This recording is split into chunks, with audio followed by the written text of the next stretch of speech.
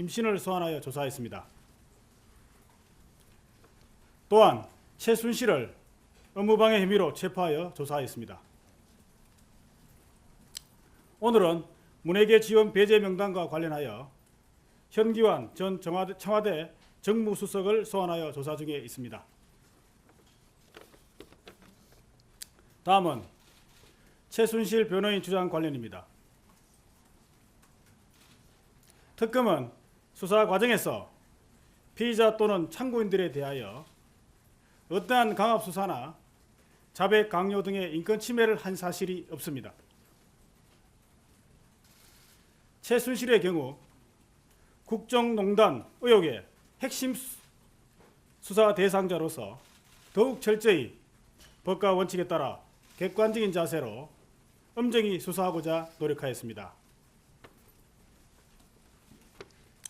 특히 담당 검사가 최순실의 변호인이 주장하는 바와 같이 삼족을 멸한다는 등의 말을 한 사실이 전혀 없을 뿐만 아니라 2016년 12월 24일 소환은 피의 사실에 대한 피의자의 입장과 객관적인 상황을 파악하기 위한 것으로서 변호인의 조력권을 침해할 이유가 없었으며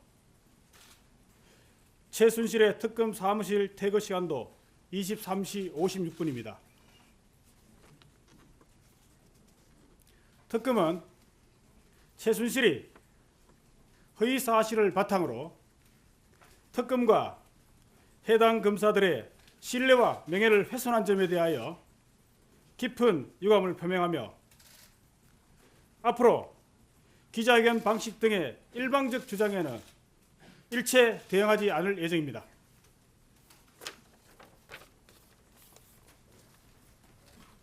예, 발표 마치겠습니다. 질문 받겠습니다. 저기.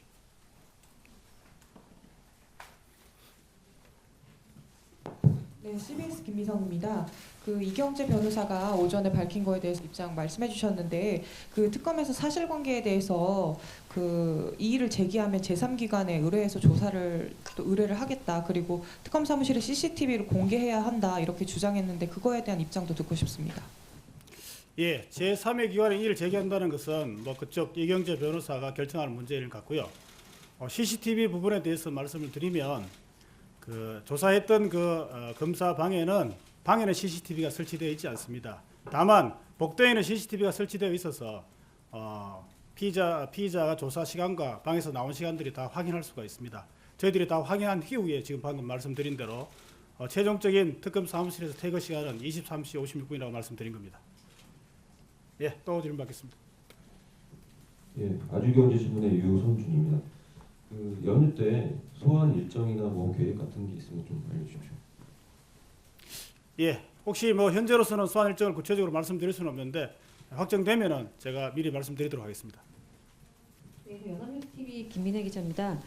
어제 김중종, 김신 참고인으로 소환을 조사했다고 하는데요. 다시 소환될 가능성이 있는지 하고, 그다음에 분들 상대로 정유라 씨에 대한 승마 지원과 또 삼성 합병 관련해서만 한 개에 대해 내부 테두리에 대해서만 물어본 건지 아니면 삼성의 최 씨 모녀 지원에 관한 또 다른 어떤 것들이 있는지 살펴보신 건지 궁금한데요.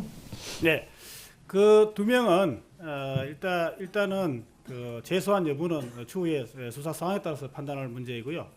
주요 조사 내용은 아마 삼성 합병과 관련된 것이라고 개괄적으로만 말씀드릴 수 있을 것 같습니다. 예, 또 질문 받겠습니다. 네, SBS 김혜민 기자입니다. 최순실 씨가 묵비권 행사한다고 알고 있는데 오늘도 태도가 비슷한지 궁금하고요. 그다음에 내일 오전에 체포 시한 만료된다고 알고 있는데 뒤로는 어떻게 하실 건지. 예. 어제까지 저희들이 최순실의 조사 태도에 대해서는 특검에서는 공식적으로 말씀을 드리지 않았습니다. 오늘 이 자리에서 다시 오늘 구체적으로 말씀을 드리면 어제 조사가 시작된 이후에 어제 브리핑 이후에 본격적으로 수사가 됐었는데 여전히 묵비권을 행사하고 있는 상태입니다. 어제 최종 조사 끝날 때까지 묵비권을 행사하는 상태이고 오늘의 경우에는 아침에 보신 바와 같이 그 도착은 10시 이전에 했습니다만은 오전 조사는 그 입회해야 할 변호사가 저쪽 기자회견장에 가 있는 바람에 현재까지 아마 제가 아까 2시 전에 확인했는데 그때까지도 지금 변호인 입회가 되지 않은 상황이라서 전혀 조사가 이루어지지 않는 것으로 그렇게 알고 있습니다. 예, 그 KBS 장영진입니다. 어디 계신가요? 예. 예. 그 오늘 예. 예, 체포 시한이 지난 이후에는 일단 그 두 가지 방법이 있습니다. 예, 이 건에 기해서 구속영장을 청구하거나 또는 다른 혐의로 체포영장을 발부받을 수 있는데 그 부분은 그때 아직 결정된 바는 없습니다. 예, 이경재 변호사는 그 부장검사 사무실로 최 씨가 이제 이동해서 뭐 따로 조사를 받았다고 했는데 그럼 부장검사 사무실로 이동한 사실 자체가 없는 건지 궁금하고요. 또 오늘 장시호 씨가 온 그 최순실 씨와 함께 온 거는 처음으로 알고 있는데 혹시 대질 가능성 있는지 말씀해 주시면 감사드리겠습니다. 예, 일단 최순실이 그날 12월 24일 날 부장검사방으로 간 것은 맞습니다. 조사받은 시각도 저희들이 파악하기에는 22시 30분경에서 23시 35분경까지로 알고 있습니다. 그다음에 오늘 최순실과 장시호는 같이 소환되었지만은 대질 수사 가능성은 뭐 낮은 것으로 보입니다. 네, 중앙일보 문현경입니다. 그 첫 12월 24일 때 변호인 없이 2시간 동안 면담이 있었던 거는 사실인지 이런 면담이 통상적인 것인지 궁금합니다.